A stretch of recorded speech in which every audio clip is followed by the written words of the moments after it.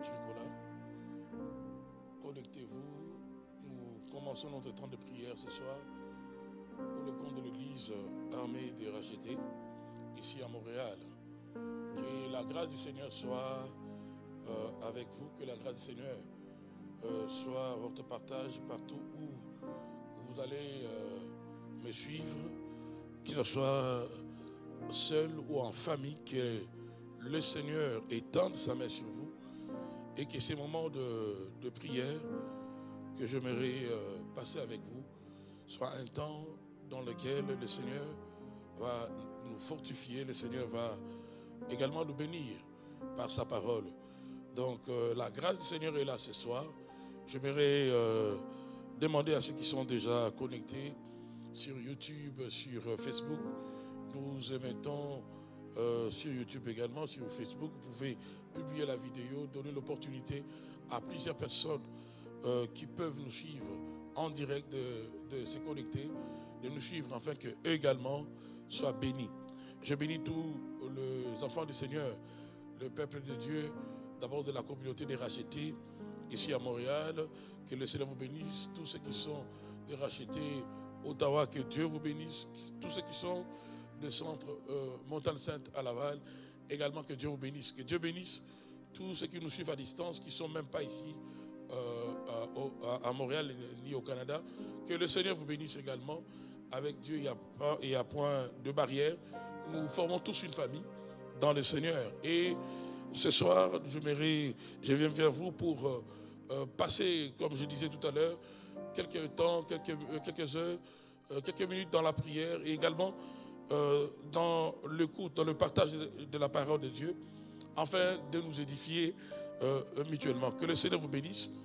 Et j'aimerais, n'est-ce pas, encourager le peuple du Seigneur, de la communauté des rachetés, de suivre toutes les prédications qui seront diffusées durant la semaine, aux heures de nos cultes habituels, mais de le faire de chez vous à la maison, comme nous sommes tenus à respecter l'ordre du gouvernement du pays dans lequel nous sommes, qui a demandé tout le monde pour des raisons de sécurité à cause de cette pandémie qui est en train de ravager, cette pandémie qui est en train, n'est-ce pas, de faire beaucoup de malheur dans la population du monde.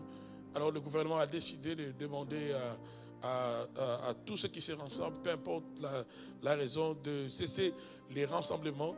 Et nous aussi, en tant qu'Église, ici dans la ville de Montréal, nous nous inclinons à cet ordre-là. Et aussi c'est pour notre sécurité que nous le faisons. Et nous demandons à tout le monde, à tous les membres de la communauté des rachetés de rester chez eux à la maison et de suivre la prédication, de suivre le temps de prière que nous allons faire en live ou encore en différé. Le plus important, c'est de savoir comment prendre sa part, n'est-ce pas, lorsque la parole est prêchée, de se connecter dans la prière lorsqu'elle est faite, même à distance. Même dans ton appartement, le Seigneur va te bénir. Le même Dieu qui est là où je suis est le même qui est là où vous êtes. Donc, nous restons chez nous à la maison jusqu'à nouvel ordre, jusqu'à ce que le gouvernement nous autorisera de reprendre nos rassemblements. Donc, voilà, je profite encore de l'occasion pour remercier et encourager tous ceux qui sont en train de prendre soin de malades partout dans le monde, notamment ici au Canada. Tous ceux qui travaillent dans les hôpitaux, dans les cliniques, tous ceux qui travaillent aux urgences, les préposés, le médecin, les infirmiers, les docteurs, qui sont en train de risquer leur vie et qui prennent soin de tous ceux qui sont contaminés et qui se cassent vraiment la tête afin de trouver, n'est-ce pas, les remèdes à ces virus qui est en train de faire rage. Mais nous croyons, par la grâce du Seigneur, que nous allons parler de cela dans peu de temps. Nous allons parler de ces virus dans peu de temps dans le passé. J'aimerais mieux le dire, que dans peu de temps, coronavirus fera partie du passé, dans les noms puissants de Jésus-Christ de Nazareth. Donc que Dieu bénisse et tous ceux qui travaillent partout dans le monde, afin que la paix, que la tranquillité revienne. Parce que s'il n'y a pas la paix, s'il n'y a pas la tranquillité dans les villes, dans les nations où nous sommes, nous aussi, en tant que chrétiens, en tant qu'Église, nous ne pouvons pas non plus, n'est-ce pas, opérer, nous ne pouvons pas non plus nous promener ni nous réunir dans la paix. Donc que le Seigneur bénisse tout cela. Alors ce soir, nous allons prendre le temps d'écouter la parole et la grâce du Seigneur est là. La puissance du Seigneur est au rendez-vous. Et le Seigneur a dit, là où 2 ou 3 sont réunis en mon nom, je suis au milieu d'eux. Donc je sais que vous êtes là en train de me suivre et le Seigneur est là pour nous faire du bien. Et je crois à la puissance du Seigneur, à la puissance de son sang qui a agi dans le passé, qui agit encore dans le présent. J'aime bien ce verset de la Bible où il est dit Jésus-Christ est le même hier, aujourd'hui et éternellement. Jésus-Christ est le même hier, aujourd'hui et éternellement. Ce soir, nous avons un Jésus vivant. Ce soir, nous avons encore un Jésus tout-puissant. Ce soir, nous avons encore un Jésus capable de solutionner tous nos problèmes. Alors, j'aimerais nous inviter à écouter d'abord la parole du Seigneur. Nous allons écouter la parole du Seigneur. Ensuite, après l'écoute de la parole, je prendrai le temps de prier et de déclarer avec vous. Et si vous voulez donner l'opportunité à plusieurs de suivre ces messages, de suivre ces moments de partage, d'édification, s'il vous plaît, publiez cette vidéo, ceux qui sont connectés sur YouTube ou bien sur Facebook. Ainsi, le Seigneur va bénir un grand nombre parce qu'il y a une grande bénédiction pour nous ce soir. Alors je voudrais prier avec vous avant de commencer ce temps. Père de gloire, merci pour cette grâce, pour ce privilège que tu me fais de partager ta parole avec ton peuple. Étends ta main, Seigneur mon Dieu, partout où je suis suivi en ce moment. Que ce soit ici au Canada, en dehors du Canada, en Asie, en Europe, en Afrique, peu importe le lieu. Ta grâce, Seigneur, n'a pas de limite. Ta main non plus n'est pas courte pour toucher. Alors étends-la, Seigneur. Dans le nom puissant de Jésus-Christ de Nazareth. Dans le nom puissant de Jésus. Que cette parole change nos vies. Que cette parole, Seigneur, sert à l'édification de ton peuple. Viens nous faire du bien, Seigneur. Fais du bien à ton peuple, Seigneur. Au nom puissant de Jésus. Nous avons ainsi prié. Amen. Le message que j'aimerais partager ce soir, c'est un sujet que le Seigneur a déposé dans mon cœur par rapport à cette réalité dans laquelle nous nous retrouvons tous. Pratiquement, c'est dans le monde entier où on est tenu de rester à la maison, où on est tenu d'éviter de vivre comme on a l'habitude de vivre, où il y a une restriction dans nos mouvements, où ceux qui vivent seuls sont tenus à rester seuls dans leur appartement ou dans leur maison, où ceux qui sont en famille sont obligés de rester seuls, n'est-ce pas, en famille, mais avec l'espoir que bientôt nous allons reprendre notre liberté et nous allons aussi voir d'autres personnes. Ces moments peut-être de solitude, ces moments où on est confiné à la maison, doit aussi être un temps où nous devons réaliser l'importance d'une chose. L'importance d'une chose qui nous manque, l'importance d'une chose pour laquelle on voudrait sortir, l'importance des relations. J'aimerais parler ce soir sur la sagesse dans les relations. Nous réalisons avec la situation actuelle qu'il y a des gens que nous voulons voir, que nous ne pouvons pas voir. Peut-être dans le lieu de travail, peut-être même en famille. Il y a des gens que j'aimerais voir, que je ne pourrais pas voir. Pourquoi? Parce que je suis bloqué quelque part. Ces gens-là que j'aimerais voir, que tu voudrais voir, vous êtes en relation avec ces gens. Alors, j'aimerais réfléchir avec nous sur l'importance ou la sagesse dans les relations. Il y a une déclaration de la Bible que souvent nous faisons lorsque on bénit les mariés dans Genèse chapitre 2, le verset 18e. C'est le constat que Dieu a fait lorsqu'il a créé l'homme. Je disais Genèse chapitre 2. La Bible dit ceci. C'est l'Éternel qui parle. Dieu dit, il n'est pas bon que l'homme soit seul. Il n'est pas bon que l'homme soit seul. La partie A de ces versets doit être comprise dans un sens un peu plus large. Nous ne devons pas limiter ces versets seulement pour le mariage. Nous devons comprendre que Dieu a voulu que l'homme soit un homme qui compose avec les autres. Il n'est pas bon que l'homme soit seul. Ce n'est pas la volonté du Seigneur que tu sois seul. Ce n'est pas la volonté du Seigneur que tu marches seul. Même la vie chrétienne commence par une relation personnelle de l'homme avec Dieu, mais la marche avec Dieu, la marche chrétienne, c'est une marche d'ensemble, avec plusieurs. Il n'est pas bon que l'homme soit seul. Jésus-Christ, lorsqu'il est venu dans le monde, il a fait le ministère pendant 3 bonnes années. Lui qui était le Fils de Dieu, nous constatons que le Seigneur Jésus n'a pas agi seul. La Bible dit, avant de commencer son ministère, il a choisi 12 disciples ou apôtres, avec qui il passait la plupart de son temps. Et nous voyons même le Seigneur Jésus, dans de grandes occasions comme à la montagne de transfiguration, prendre avec lui Jean, Jacques et Pierre. À Gethsémane, avant qu'il ne soit arrêté et crucifié, il a encore pris Jean-Jacques et Pierre. Jésus-Christ, lui-même, le Seigneur, le Sauveur, lui, le grand leader, il était un modèle dans les relations. Il n'a pas fonctionné seul, il a fonctionné avec les autres. Qu'est-ce que j'aimerais nous dire ce soir, bien-aimés dans le Seigneur? Que les relations, les bonnes relations sont une richesse. Les relations, et surtout les bonnes, sont une richesse. Là où tu es aujourd'hui, c'est tellement il y a une relation qui t'a aidé à être là où tu es.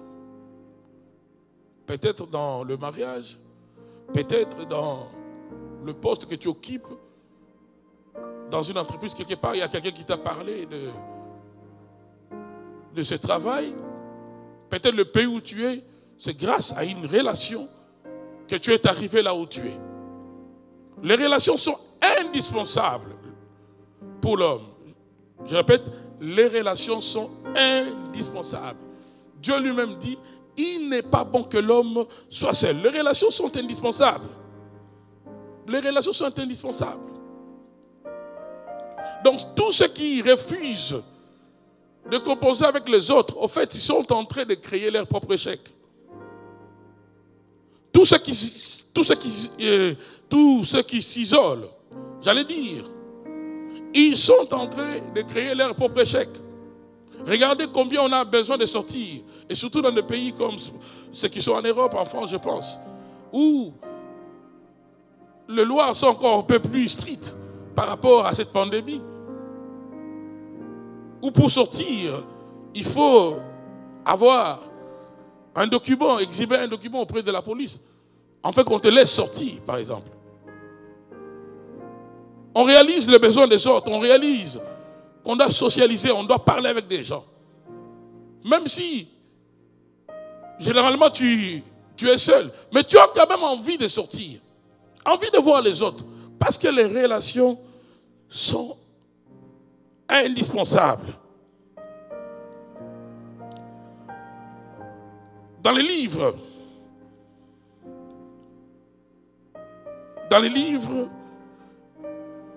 de 2 Rois, je vais relire avec vous 2 textes, 2 Rois 4, à partir du 1er verset, 2 Rois 4, à partir du 1er verset.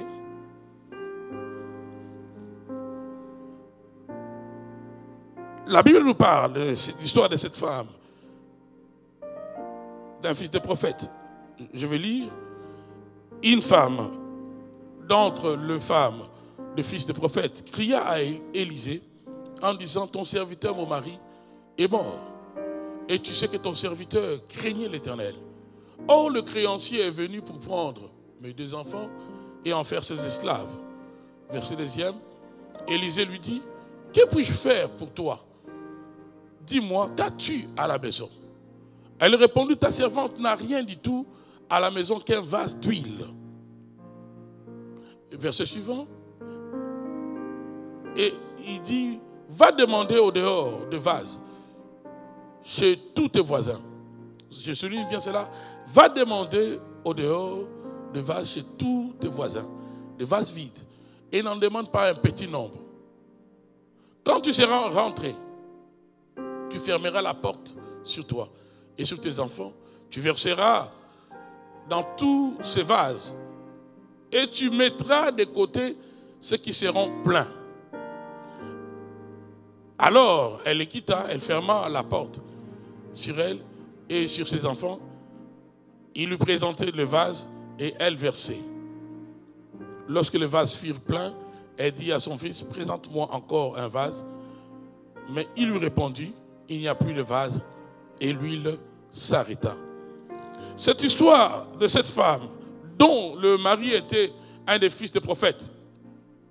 Son mari craignait Dieu, son mari est mort, il a laissé des dettes.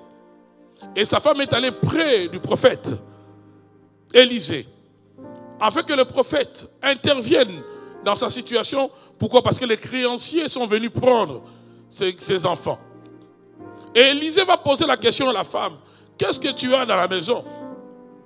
Cette femme va dire au prophète qu'elle avait un pot d'huile.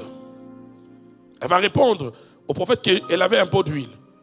Mais le prophète va lui dire au verset 3e, va demander des vases dans la rue. Va demander des vases dans la rue. Le miracle que cette femme devait vivre avait besoin de 2 éléments. Elle avait un élément, c'était quoi? L'huile. Mais qu'est-ce qu'elle n'avait pas? C'était des récipients. Des récipients en grand nombre. Pour qu'elle vive le miracle, elle devait aller demander le récipient. Et pour qu'elle puisse demander le récipient, je peux même déduire, elle devait être en bonne relation avec toutes les personnes vers qui elle devait aller. Imaginez une minute, si cette femme, dans la ville, dans la région où elle vivait, si elle était en désaccord avec tout le monde, ce miracle n'allait pas avoir lieu. Des fois, tu ne vis pas le miracle dans ta vie. Parce que tous les éléments qui constituent ce miracle, tu ne les as pas entre tes mains. Il y a des éléments qui sont dans la main de ton prochain. Il y a des éléments qui sont dans la main des autres. Il te faut être en bonne relation pour que les autres te prêtent leurs récipients. Pour que les autres te prêtent leurs bouteilles, leurs vases. Le miracle de cette femme n'allait pas, cette femme, je l'ai dit, n'allait pas vivre ce miracle. Si elle était en désaccord, si elle était une femme problématique dans sa région, tout le monde allait refuser de la donner ses récipients. C'est ainsi que vous allez voir que beaucoup de gens souffrent tout simplement parce qu'ils ne savent pas comment soigner les relations. Beaucoup de gens souffrent parce qu'ils ne savent pas comment soigner les relations. Tout ce que tu as besoin de foi, c'est quelqu'un d'autre qui a une partie de cela. Même si Dieu veut faire un miracle, comme dans le cas de cette femme, l'huile était dans le pot, dans sa maison. Mais les récipients, il fallait aller demander. Or, demander, c'est un acte par lequel on établit une relation. Pour demander, il faut établir une conversation. Il faut être en bon terme avec la personne à qui on formule cette demande. Beaucoup d'enfants de Dieu, même des chrétiens, ne comprennent pas l'importance des relations. Nous souffrons parce que nous ne comprenons pas l'importance des relations. Il y en a qui souffrent parce qu'ils ne comprennent pas l'importance, d'abord l'importance des relations. Quand on ne comprend pas l'importance des relations, on peut tisser une bonne relation. À cause d'un problème, au lieu de résoudre les problèmes, on détruit la relation. Quand on ne comprend pas l'importance de la relation, un problème peut arriver et on va mal se séparer. La descente des enfers, aux enfers, dans la vie de plusieurs, a commencé à cause de mauvaises séparations dans les relations. Qu'est-ce que j'aimerais dire ici? Est-ce que nous devons être amis à tout le monde? Non, ce n'est pas ce que je suis en train de dire. Ce n'est pas ce que je suis en train de dire. Tu n'es pas obligé, mon frère, ma soeur, d'être ami à tout le monde. Mais la Bible dit, dans le livre de Romains 12, le verset 18e, Romains 12, verset 18e, c'est l'apôtre Paul qui parle. Romains 12, 18. C'est l'apôtre Paul qui est en train de parler, qui nous conseille d'être en paix. Il dit s'il est possible, autant que cela dépend de vous, autant que cela dépend de vous, pas des autres, mais de vous, soyez en paix avec tous les hommes. La sagesse dans les relations nous aide à être en paix. Et ce verset même continue. Le verset nous dit, si cela dépend de vous, soyez en paix avec tous les hommes. Et le verset 19e nous dit, ne vous vengez point vous-même, bien-aimés, mais laissez agir la colère. Donc même quand on te fait le mal, ne te venge pas. Mais si cela dépend de vous, soyez en paix. Il y a des gens, même si tu n'es pas en accord avec la personne, même si tu as un désaccord sur un problème, ne détruis pas la relation parce que tu ne connais pas l'avenir.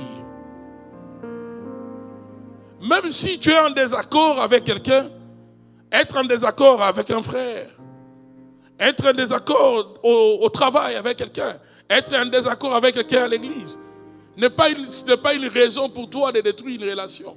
C'est une preuve d'une maturité spirituelle. C'est une preuve d'une maturité spirituelle.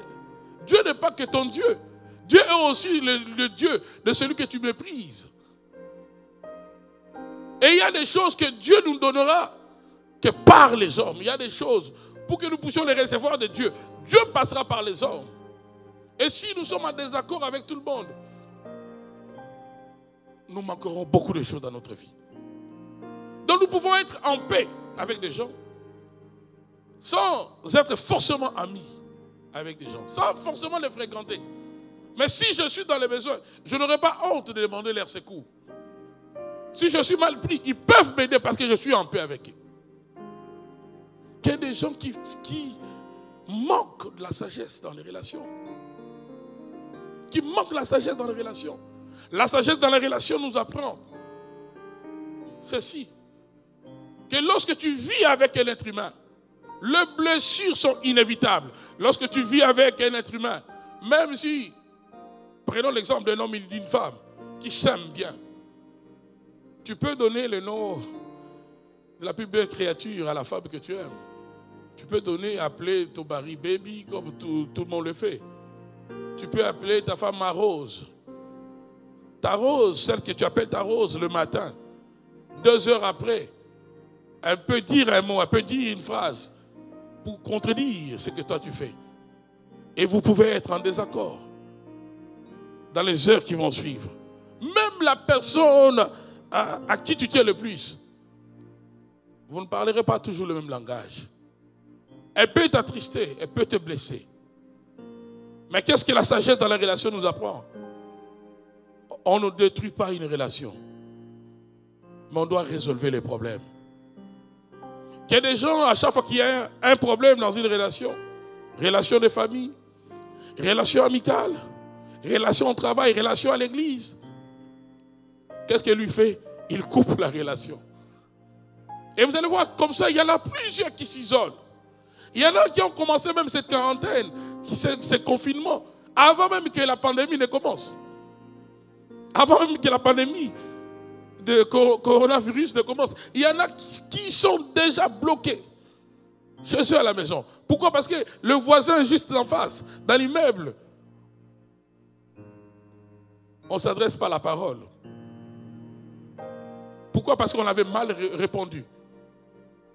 On a été méchant envers son enfant. On a été méchant envers son mari. On vit dans un milieu où on parle à personne. Mais on se dit chrétien, on se dit, oh, on reçoit des révélations.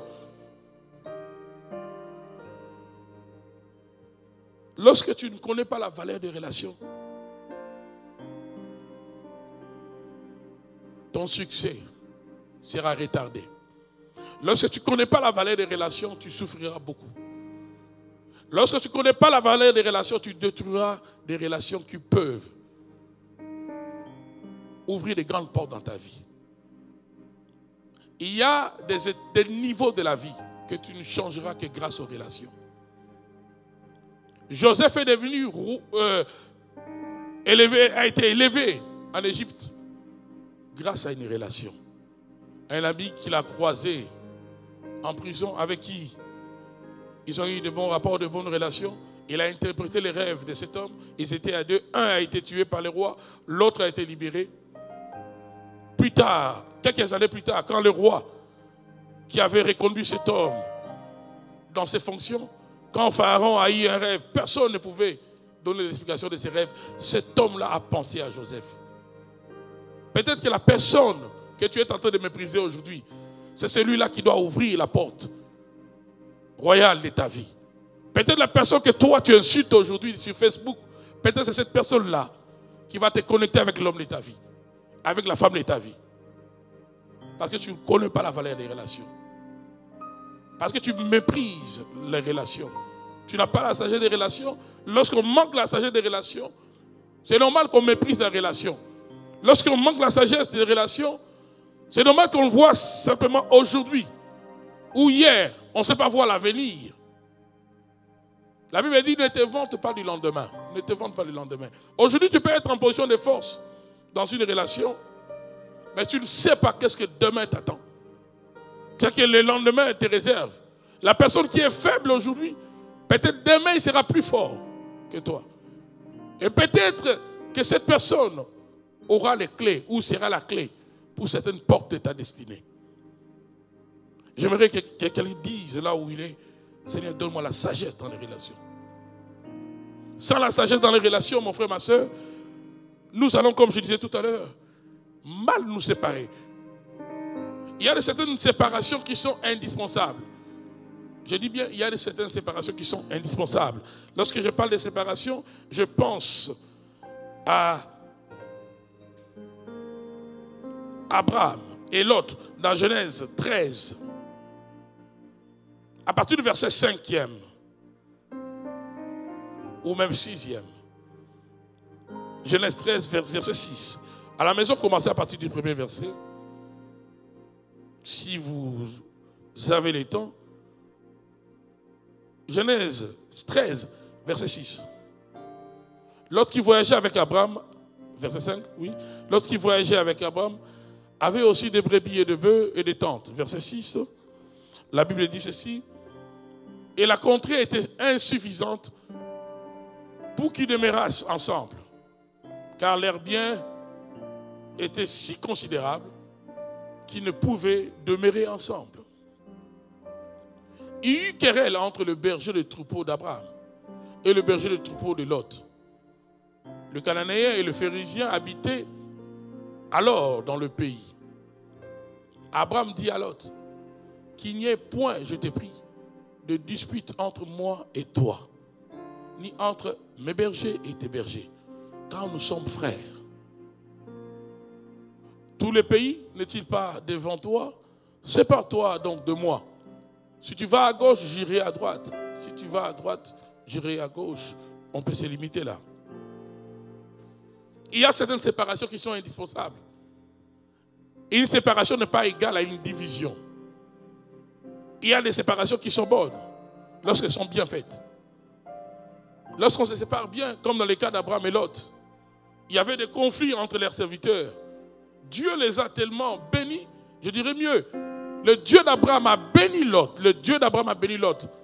Parce qu'il y a certaines personnes, au fait, dans les relations, il y en a qui apportent un peu plus que les autres. Voilà pourquoi lorsque tu as aussi la sagesse des relations, tu sauras si dans cette relation, c'est toi qui apportes un plus à l'autre, ou bien si c'est l'autre qui t'apporte un plus. Et déjà, si à ce niveau-là, tu sais comment faire une bonne lecture des choses, tu sauras aussi comment gérer cette relation-là. Ne fût-ce que sur cet élément-là. Qui apporte quoi à l'autre? Qui est gagnant dans cette relation-là? Dans la relation d'Abraham et l'autre, Lot était dépendant d'Abraham. La personne avec qui Dieu avait fait l'alliance, établi l'alliance, c'est Abraham, ce n'est pas Lot. La personne qui a reçu la promesse de la grandeur, ce n'est pas Lot, c'est Abraham. Lot dépendait de l'alliance de l'Abraham. Si Lot, sa vie avait changé, si ses brebis se multipliaient, s'il jouissait d'une certaine prospérité, c'est parce qu'il marchait avec quelqu'un de prospère. C'est parce qu'il était connecté à quelqu'un qui avait une grande alliance. Mon frère, ma soeur, attention, nos alliances ne sont pas les mêmes. Il y a quelqu'un que tu peux mépriser aujourd'hui, mais alors que c'est grâce à cette personne-là que la stabilité est venue dans ta vie. Grâce à cet homme de Dieu, grâce à cette servante de Dieu, que tu commences à insulter, que ta vie est devenue ce qu'elle est. Et Abraham a vu que leurs serviteurs commençaient à se disputer. Dans la sagesse, Abraham va dire à l'autre, non, on doit éviter. On doit garder une certaine distance entre nous. Des fois, la distance peut aider à garder une relation.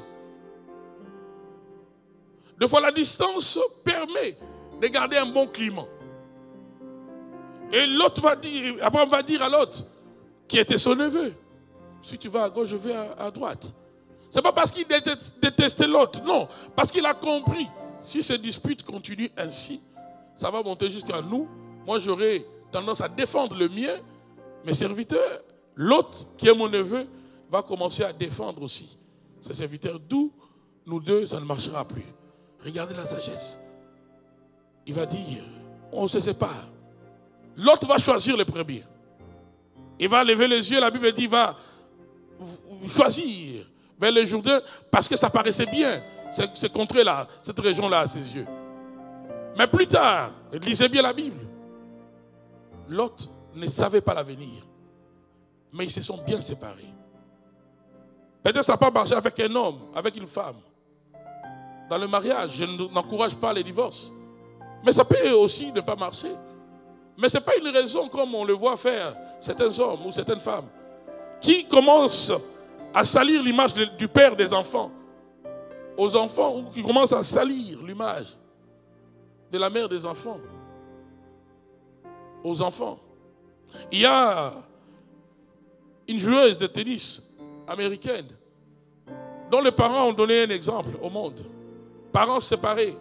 Mais aujourd'hui, grâce à l'enfant qui est devenu une vedette, une star de ce monde, lorsque l'enfant joue, les deux parents se mettent ensemble. On ne saura même pas qu'ils sont divorcés, ça fait longtemps. On voit, ils sont là ensemble, en train d'encourager leur fille. Tu ne connais pas de quoi sera fait l'avenir. Alors on ne méprise personne. Même si ça ne marche pas, ne méprise pas. Abraham va demander qu'on puisse se séparer. Mais plus tard, un peu plus tard, c'est Lot qui, à Sodome et Gomorrhe, sera déporté. La région où il va aller habiter, cette région sera prise sous contrôle par de rois ennemis. Et c'est Abraham qui va prendre son épée et ses serviteurs, qui viendra délivrer Lot. Encore, une fois de plus, Lot va se retrouver toujours dans la même région, où Dieu, cette fois-ci, ce n'est pas les hommes, mais Dieu au ciel, va décider de détruire Sodome et Gomorrhe. Et Lot n'aura pas l'information qu'il habitait une région qui sera détruite. Mais Abraham avait l'information. Peut-être la personne qui te méprise a une information sur ta vie, a une information sur ton lendemain, a une information. Si tu es en bon terme avec cette personne, tu auras la vie sauve grâce à l'information. Il y a des gens que nous ne pouvons pas approcher parce qu'on les a tellement humiliés, parce qu'on s'est mal séparés avec eux. Je répète encore ce soir que toute séparation n'est pas mauvaise. Et vous n'êtes pas obligé d'être en accord avec tout le monde. Tu peux être en désaccord avec quelqu'un, mais rester en paix avec la personne. Respecter la personne. Parce qu'on ne sait jamais. Tu ne sais pas qu'est-ce que l'avenir te réserve. Cette personne peut détenir une information qui demain va te sauver la vie. Qui demain va me sauver la vie. Et c'est ce qu'Abraham avait. Dieu va révéler à Abraham que je vais détruire Sodome et Gomorrhe. Abraham, imaginez une minute, Si Lot était un ennemi d'Abraham, Lot allait être consumé dans la destruction. Lot allait être brûlé par le feu. Mais Abraham va intercéder pour Sodome et Gomorrhe. En fait, le grand souci d'Abraham, c'était que Lot vive. Que le malheur n'arrive pas à Lot. Mon frère, ma soeur, sur cette terre des hommes, tu ne te suffis pas toi-même. Dieu a dit, il n'est pas bon à l'homme d'être seul. Pourquoi toutes les relations ne marchent pas? Pourquoi dans tout milieu où tu arrives, c'est tout le monde qui est mauvais? Un écrivain français a fait une déclaration dans un de ses livres. Si je peux me souvenir du titre d'une déclaration qu'il a fait dans la première page de son livre. Il a dit ceci: celui qui a toujours raison, un jour il aura un grand tort. Il y a des gens partout où ils passent. Vous allez voir certains frères, partout où ils passent, ils laissent des problèmes. Et quand ils sortent de ce milieu-là, tout le monde devient mauvais. Tout le monde devient mauvais. C'est comme quelqu'un qui monte sur un arbre, mais qui, au lieu même de scier la partie du dessus de l'arbre, mais il scie la partie d'en bas, ben tu vas tomber. Que Dieu nous donne la sagesse dans les relations. Que quelqu'un le dise, que Dieu me donne la sagesse dans les relations. Et Abraham a intercédé. C'est encore Abraham, par son intervention, que Dieu enverra des anges pour sauver Lot. Donc, on peut se séparer. Mais quand la séparation elle est bonne, dans le respect, tu peux même être en désaccord. Tu te dis, là, nous le voyons ici, en Occident et partout dans le monde, des chrétiens qui ne sont pas satisfaits d'une église. Même si les églises, actuellement, on ne peut pas se réunir. Mais nous savons que nous allons reprendre. Par la grâce de Dieu, nous allons reprendre. Mais tu n'es pas satisfait dans une église. Tu veux aller ailleurs. Fais-le de la bonne manière. Sépare-toi bien avec celui qui était ton pasteur. Sépare-toi bien avec celui qui était ton prophète. Sépare-toi bien avec celui qui était ton apôtre. Tu n'as pas besoin de commencer à insulter celui qui a prêché la parole de Dieu, qui t'a prêché, qui t'a enseigné. Tu n'as pas besoin de commencer à toucher à l'onction de celui qui a prié pour toi, de celui qui est entré dans tes combats. Parce que l'onction qui est sur lui, le Dieu qui l'a oint, entrera en guerre contre toi. Qu'il le sache ou pas, Dieu défend toujours ses serviteurs. Lisez bien Nombre 12. Aaron et Marie en savent quelque chose. Dieu défend toujours ses serviteurs. Tu peux bien te séparer. Nous sommes libres. Mais là, cette liberté, ne tombons pas dans le libertinage où nous commençons à mépriser, à salir, à humilier quelqu'un. Et surtout si cette personne devant le Seigneur a mis ses genoux pour toi, si cette personne a prié pour toi, si cette personne a déjà demandé que Dieu te bénisse, le ciel est juste. Dieu ne va jamais te rater. Dans la sagesse des relations, nous comprenons que l'enfant prodigue, dans Luc 15, 11 à 32, cet enfant s'est mal séparé avec son père. Il va demander son héritage. Le déclin de ce jeune homme dans la parabole de l'enfant prodigue, le déclin de ce jeune homme a commencé lorsqu'il est allé demander à son père, avec arrogance, donne-moi mon héritage.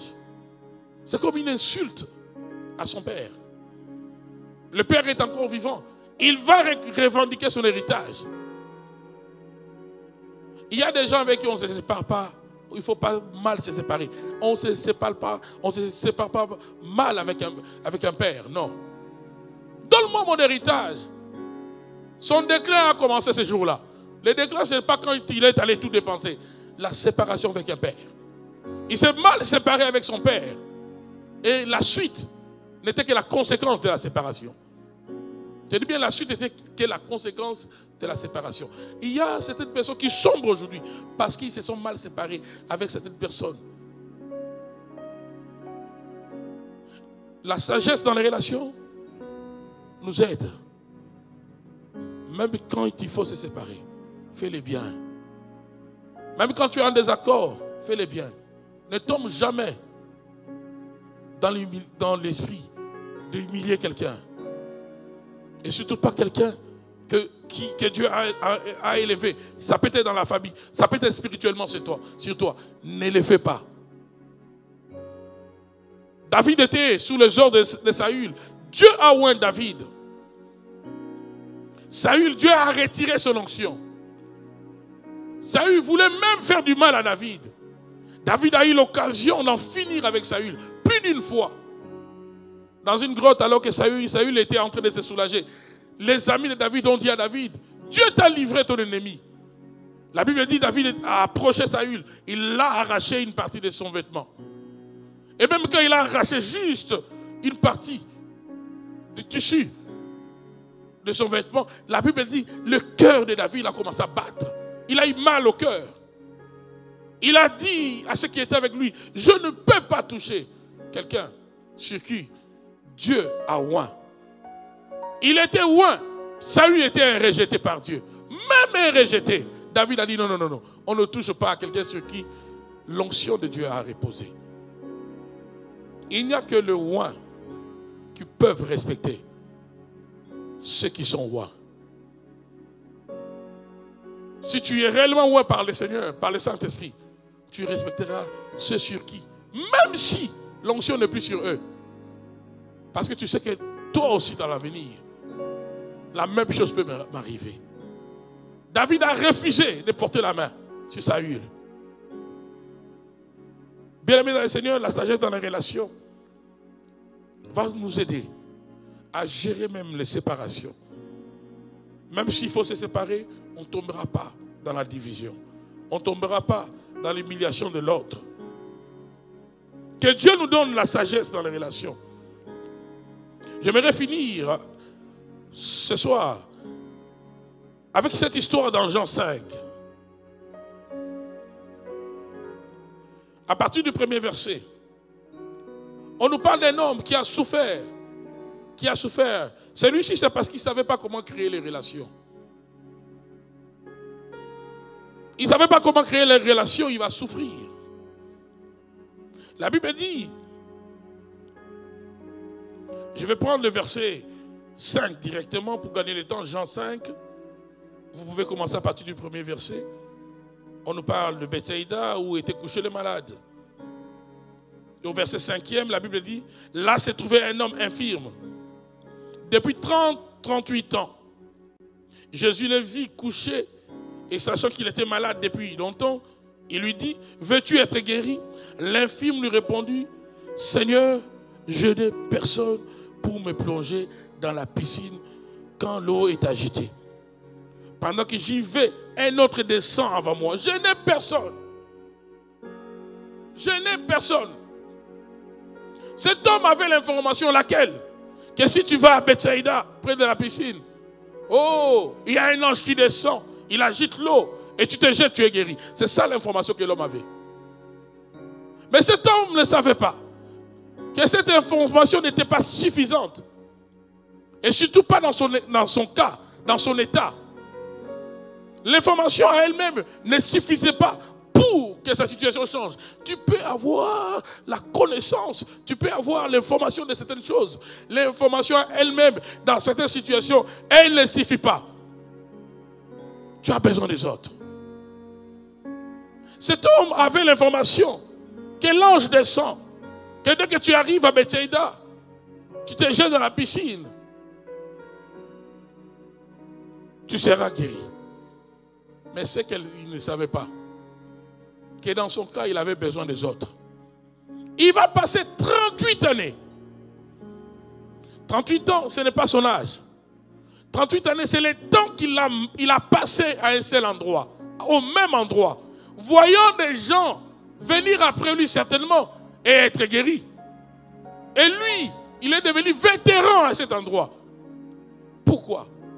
Parce qu'il n'avait personne. Lui-même, quand Jésus arrive, Jésus lui pose la question, veux-tu être guéri? Il est même incapable de comprendre, de saisir la question. Il ne répond même pas à la question. Il dit à Jésus, Seigneur, je n'ai personne pour me plonger dans la piscine. Mais comment, monsieur, tu peux passer 38 ans à un seul endroit? Tu n'as même pas créé une relation. Comment tu peux passer 38 ans à un seul endroit? Tout le monde se méfie de toi. Comment tu peux passer 38 ans à un seul endroit? Tout le monde t'évite. Qu'est-ce qu'on te reproche? Comment tu peux passer 38 ans à un seul endroit? Un problème qui pouvait être résolu si quelqu'un te prêtait simplement main forte. Un problème qui pouvait être résolu en quelques secondes. Mais à cause de ce problème, cet homme va passer 38 années bien aimé dans le Seigneur. 38 années au même endroit. Ne jouons pas avec les relations. Qu'est-ce que je vais dégager ici? Cet homme, s'il savait créer les relations, il n'allait pas passer 38 années. Cet homme, je peux même déduire, s'il il avait un bon caractère. Vous savez, il y a des gens à qui on fait du bien même sans qu'ils les demandent, parce qu'ils font du bien. S'il était ce genre de personne, il n'allait pas passer 38 ans au même endroit. Cet homme, s'il était ouvert aussi, je ne pense pas qu'il allait passer 38 ans au même endroit. Qu'est-ce que nous pouvons dégager comme principe ici? C'est que les relations sont comme des accélérateurs dans la destinée. Les relations sont comme des accélérateurs. Il y a certains endroits où tu vas arriver plus vite parce que tu es en relation. La Bible, toujours dans les évangiles, on nous parle d'un malade infirme qui est incapable de marcher, mais qui était en relation avec 4 de ses amis. La Bible dit que cet homme-là était couché sur un lit. Et 4 de ses amis l'ont pris. Non seulement ils l'ont porté, mais ils prennent le risque d'aller là où Jésus était. Ils arrivent là où Jésus était, ils trouvent que la maison était remplie. Tellement que ses amis l'aimaient beaucoup. Ses amis vont prendre le risque de monter sur le toit. Combien de gens peuvent le faire pour toi? Combien de gens peuvent le faire pour moi? La question qu'on doit se poser. Infirme, il était couché, mais des amis l'ont pris. Les amis ont payé le prix pour lui. Les amis ont dit non, nous ne pouvons pas le laisser comme l'autre à Bethsaïda. Pour lui, on doit l'amener là où se trouve Jésus. L'autre, il fallait qu'il attende Jésus pendant 38 ans. Mais celui qu'on a porté, ses amis, non, ils l'ont pris. Ils sont allés à l'endroit où était Jésus. Ses amis ont ouvert le toit et ont commencé à aller descendre là où était Jésus. Ses amis. Et dans tout cela, lui, il n'a fourni aucun effort. Il était couché. Grâce aux relations. La sagesse dans les relations t'aidera à avancer dans la vie, mon frère, ma soeur. La sagesse dans les relations t'aidera à dissiper, à laisser passer ta colère. Même quand quelqu'un t'attriste aujourd'hui. Même quand un frère et une soeur t'attristent. Même au travail. Parce que tu sauras que toi aussi tu es faillible.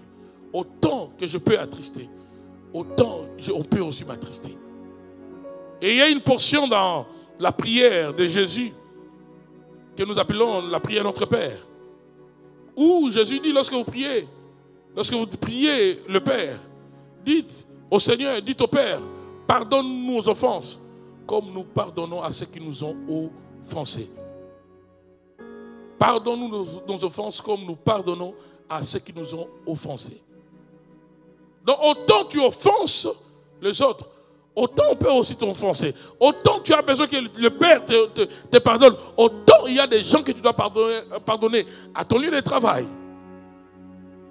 Il y a des gens que tu dois pardonner à la famille. Il y a des gens que tu dois pardonner dans le ministère. Il y a des gens que tu dois pardonner. Tu ne peux pas continuer à vivre seul, mon frère, ma soeur. Non pas à cause d'une pandémie qui te confine dans la maison, mais tout simplement parce que tu fais une mauvaise lecture de tes situations. Une très mauvaise lecture. Et tu continues à sombrer, à t'isoler. Comme si toi, tu te suffisais à toi-même. Comme si la vie sur la terre, tu peux la vivre seul. Personne ne se suffit à lui-même. Dieu a dit, il n'est pas bon à l'homme d'être seul. Il n'est pas bon à l'homme d'être seul. Ce soir, j'aimerais lancer cet appel à certaines personnes qui doivent pardonner ceux qui les ont offensés. Ou encore, je dirais mieux, qui doivent aussi se faire pardonner.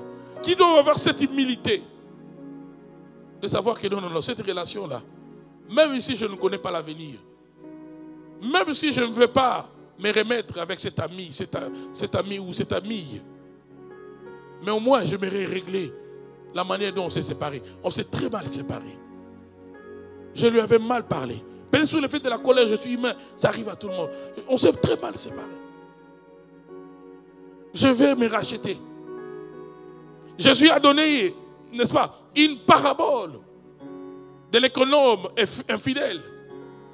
Cet économe infidèle qui ne savait pas comment gérer le bien de son maître, que son maître allait chasser. Et son maître l'a averti que je vais te chasser. Le temps que le maître entre en exécution de sa décision, cet homme va réfléchir, il va savoir, il va se dire, je ne sais pas travailler. Tout ce que je pouvais faire, c'était de gérer la richesse de mon maître. Mais comment je peux garantir l'avenir alors que je ne sais pas travailler? Écoutez la sagesse de cet homme.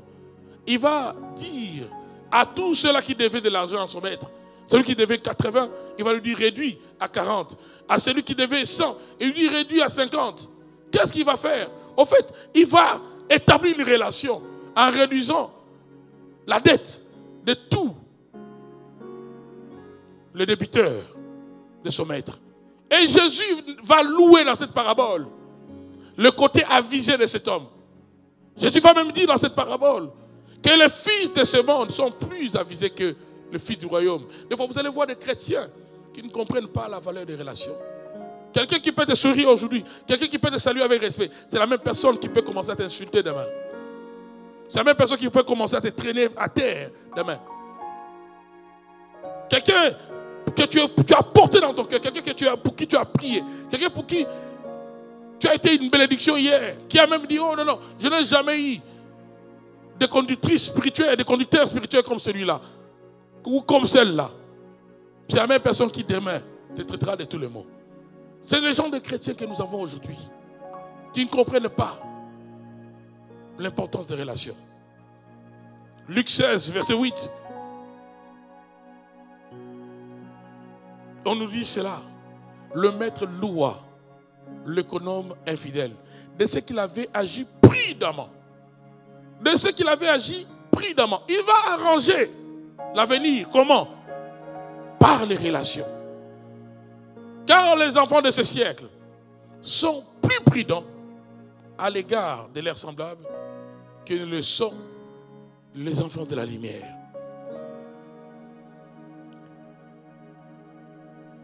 Les relations sont comme des accélérateurs de la destinée.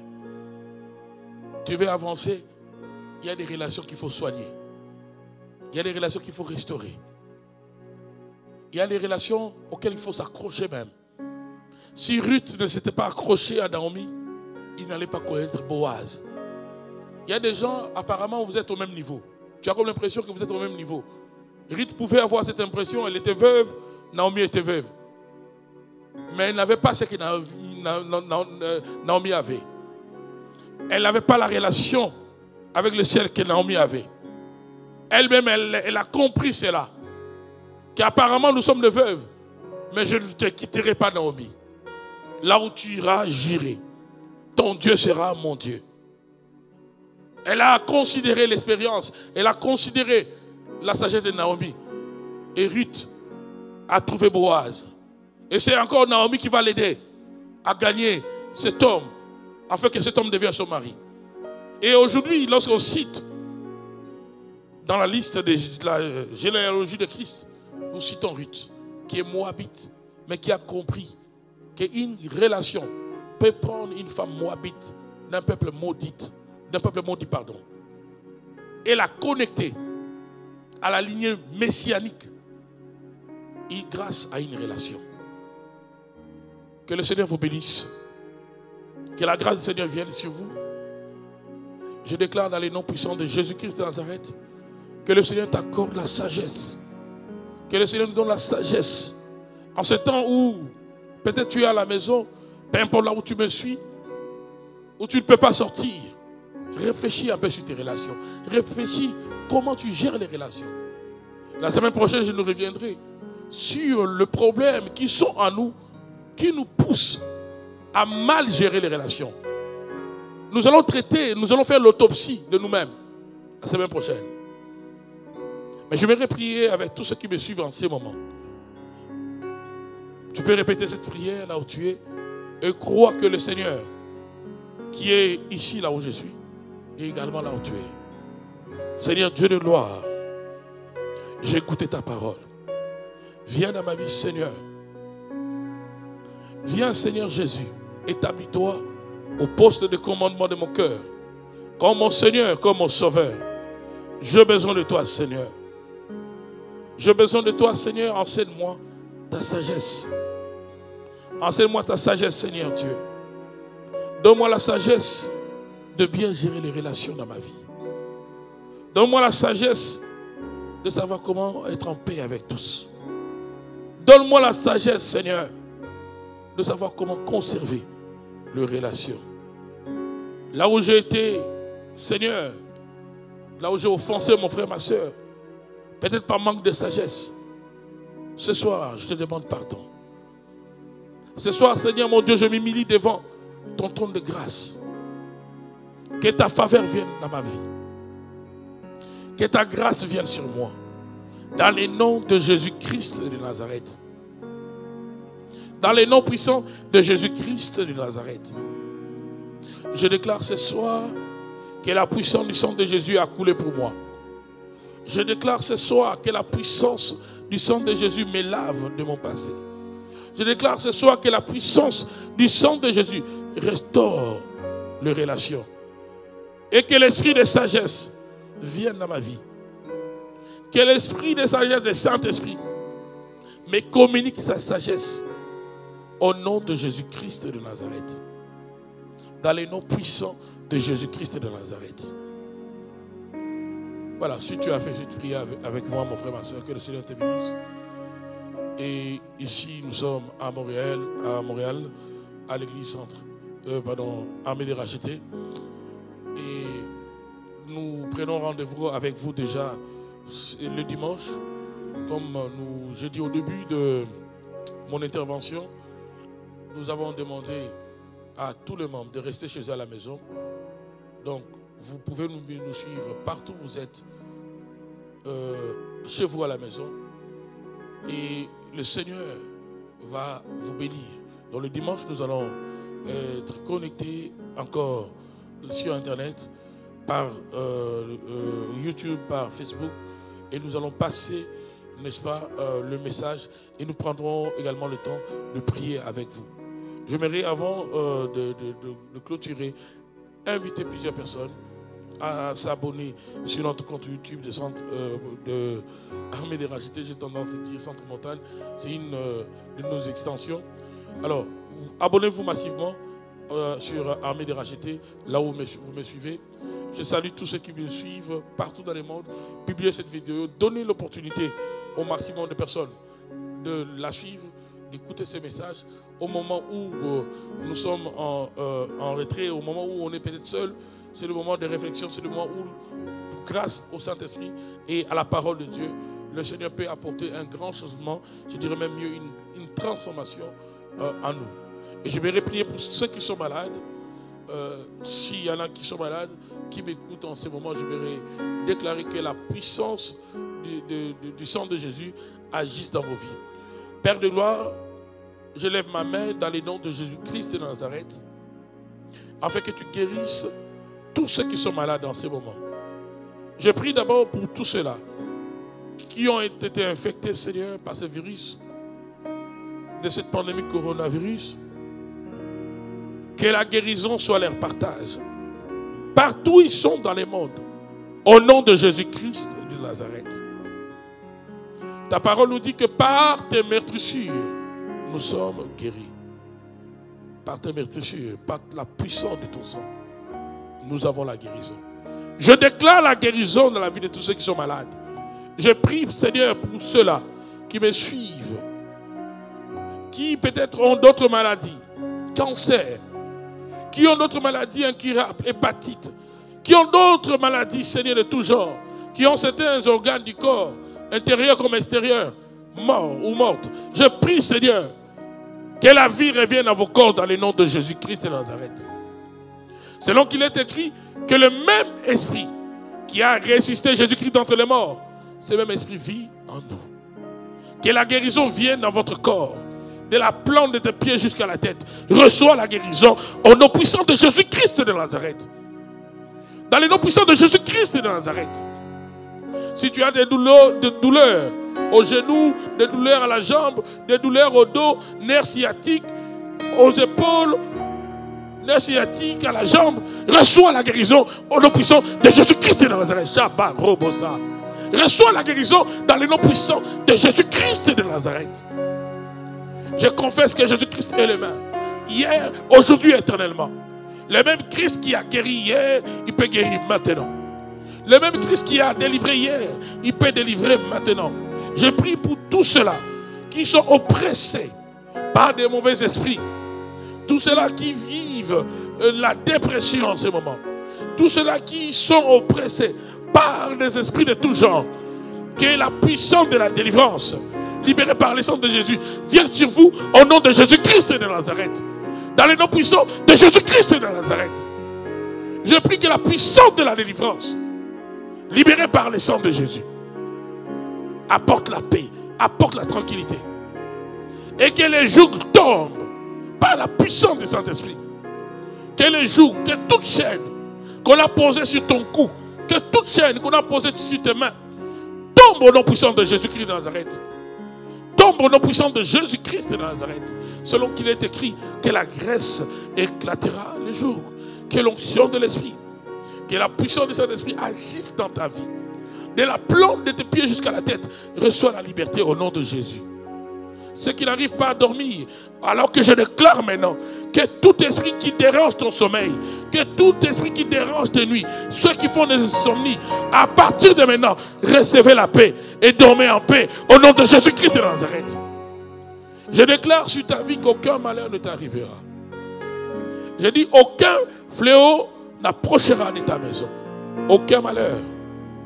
Aucun malheur dans les noms puissants de Jésus-Christ de Nazareth. Dans les noms puissants de Jésus-Christ de Nazareth, aucun malheur n'arrivera à tes enfants.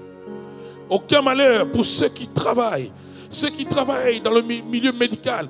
Que la puissance du sang de Jésus vous enveloppe. Aucun malheur, aucune contamination ne t'arrivera.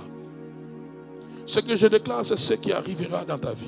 Je dis aucun malheur. Je déclare la protection divine.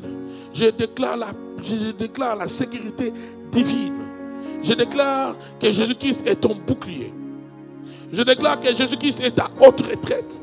Je déclare que Jésus-Christ est ton rempart. Il est ton appui. Je déclare cela sur ta vie au nom de Jésus. Ta vie est cachée en Jésus. Je déclare que ta famille est cachée en Jésus. Je déclare que la vie, ta vie, je dirais mieux dans ta vie, le Seigneur te réserve de grandes choses. 2020 qui a commencé avec des pandémies, je déclare que cette année ne finira pas ainsi.